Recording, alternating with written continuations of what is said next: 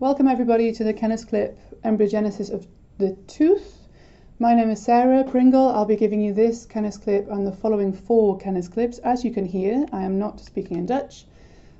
I think this will be okay for you because all of the terminology that you will use and you will get used to using is given to you in English in your textbook. So I'm hoping this will help you through the learning material.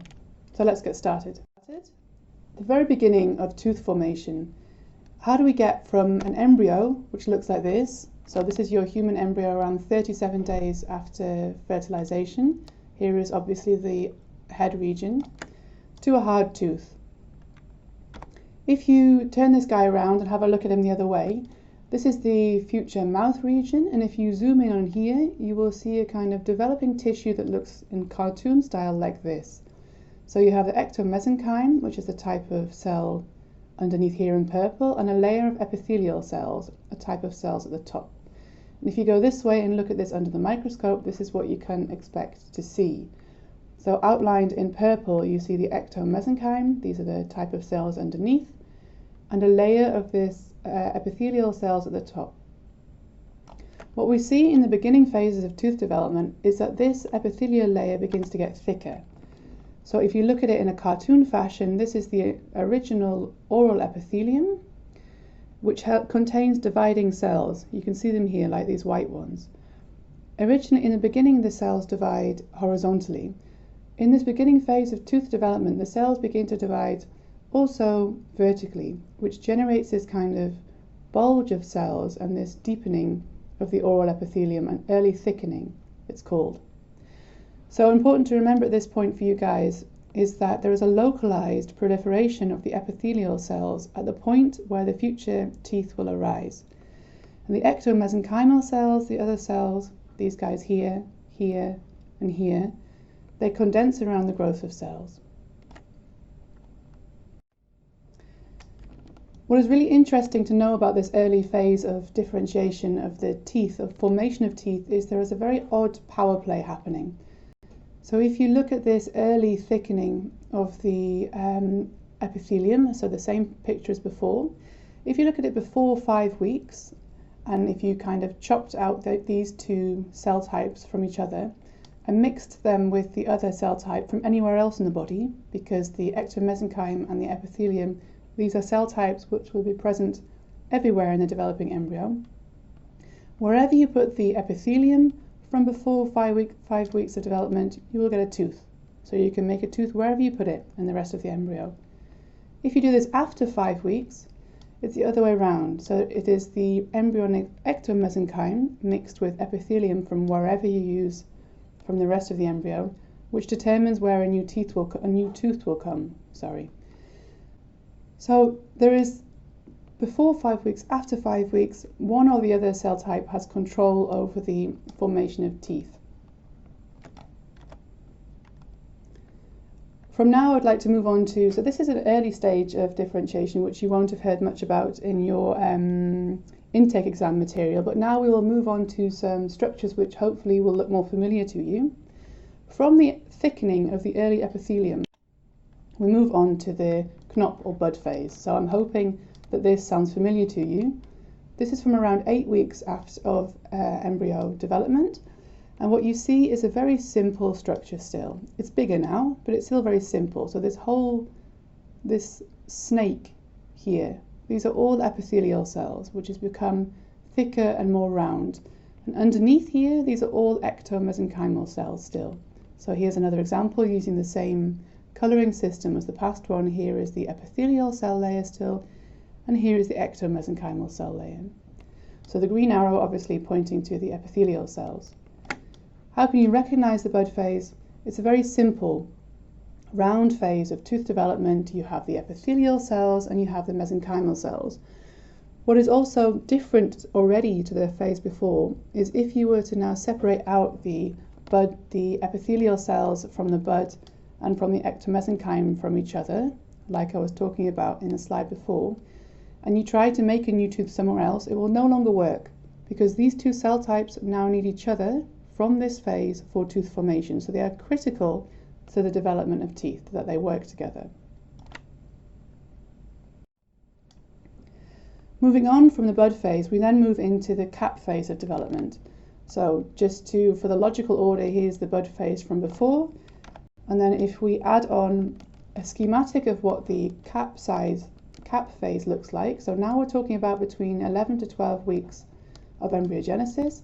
And you can immediately see it's more complicated. So what has changed? Now we have the presence of two extremely important cell types. On the outside here, you have the outer enamel epithelium, sometimes or often called the external enamel epithelium.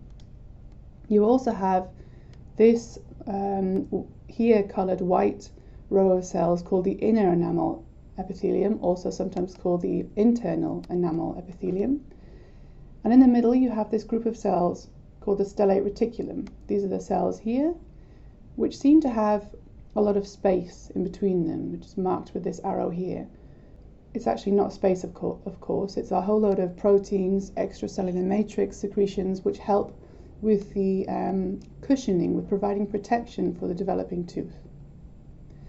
What I would also like to point out is the presence of this. So this dental lamina is an epithelial structure which connects the developing tooth at this point still to the original oral epithelium. So if we go back over here to the stage before, this was it here. This is the original oral epithelium along the top, and this is where the dental lamina has come from. And what you also have is the dental papilla, sometimes called the pulp, which is in the middle, and the dental follicle cells, which are more actually around the outside. So I would maybe move this arrow more to here somewhere. So to remember all these different types of cells, this is a new term. The enamel organ. This is a term you'll hear used a lot and is used to describe the whole thing altogether. So everything from here down to here, the epithelial cells and the ectomesenchymal cells and what they've turned into. And then, like I said already, the external or outer enamel epithelium, which is a more flattened, more cubic epithelial cell type, in comparison to the inner enamel epithelium, which is a deeper, more columnar cell type, which will become very proliferative in the next few phases. In fact, it's already proliferative. So the external enamel epithelium also defines the shape of the enamel organ. How does this look like microscopically? So we can everybody can look at a cartoon and think they know what's happening. Let's have a look under the microscope. This is what you can expect to see if you look at a cap stage developing human tooth under the microscope. So for my eye, it's fairly obvious to see that this layer of cells around the outside is the external enamel epithelium, and if you look on the inside, this is the internal enamel epithelium. You can see, I hope, maybe you have to use your imagination a little bit, that these cells are not as big or as deep as these cells. These are already longer cells. They're a different shape. There's a lot of them here and they're very proliferative. Here's the stellate reticulum with a lot of the spacing in between, the dental follicle now labelled at a better position, I think, and the dental papilla. So from this stage of cap development, we move into the early bell phase, the early clock phase. So again, to help with the transition of the phases, here is the stage before. We're now moving into 14 weeks of development, and what we're going to see now is again a more complex structure. So still, here is the oral epithelium, here is the dental lamina, which still connects the developing tooth to the oral epithelium. You still have the external enamel epithelium, you still have the internal enamel epithelium. You have the presence now of this new type of cells, the stratum intermedium. Do you see this thin layer of cells over the top? The function of this cell type is a little bit unclear still, potentially to do with having a source of stem cells to help repair the tooth if development does not go well, but it's not entirely clear. But what I do want to spend some time on in this slide is the presence of this cell type here, so this orange cell layer. It's an extremely important cell type for the development of the tooth. Odontoblasts are differentiated from cells in the dental papilla. They are long cells and their function is the production of the precursor of dentine. So you all know what dentine is and you all know how important this is. Odontoblasts begin to appear to be functionally differentiated from the dental papilla in the early clock phase, and they will always arise before their counterpart cell, the ameloblast, arises. Ameloblasts are the cell types which will eventually make enamel.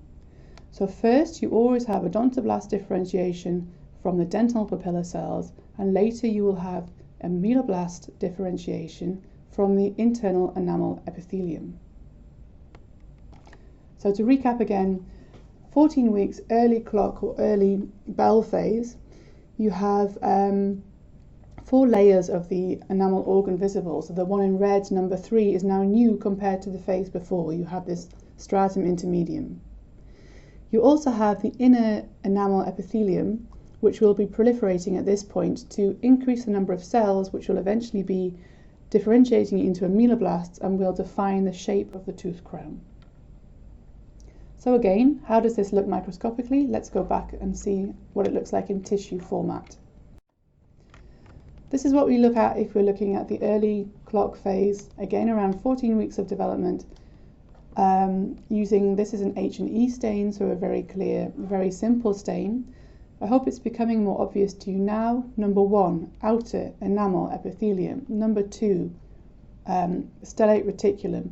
Number 3, a little bit trickier to see, this thinner layer of cells over the top would be the stratum intermedium. And number 4, the inner enamel epithelium. This is the dental papilla still. So moving on from this phase, now we have cells which are starting to differentiate into something which might make a hard tissue that we need in tooth. If you look in this structures around here, there is still nothing looking like hard tissue. There is no particular dentin or pre-dentin deposition. So let's move on to the late clock phase. In the late clock phase, you will start to see production of pre-dentin by the odontoblasts. Here you can see it. So again, the same structures. I'm not going to read them every time because you've heard these a few times now. What you can see is that the odontoblasts, which have been differentiated from the dental pulp, are now visible as these long, thin cells, and they've started to function. They've started to secrete what is now in yellow, here and here, the precursors of dentin. Why precursors? Because if odontoblasts were to make fully formed dentin, they would never be able to secrete it. It's far too, it's a hard substance. The cells would die if they had to secrete fully functional formed dentin. So they secrete a precursor which is then modified. So what you can also see here in comparison to the phase before is this guy is gone. So the dental lamina which connected the developing tooth to the oral epithelium is no longer there. This is empty now. Well, not empty, but the dental lamina is not there anymore. Also, one other point to really press home on this, this phase of embryonic tooth development, this always starts with dentin production from the odontoblasts. It is never, or not in a healthy situation, that ameloblasts begin first with enamel production, then followed by odontoblasts. You'll see this more in the following Kennisclips when I can explain this with the cell cycles and the interdependency of these two types of cells on each other. The ameloblasts need stimuli from the dentin to be activated. So it needs to start with dentinogenesis. On the right hand side of the slide, so the dental lamina is gone. Ameloblasts and odontoblasts that will start enamel and dentin production are differentiated, so you can see them here, and the odontoblasts start to make dentin.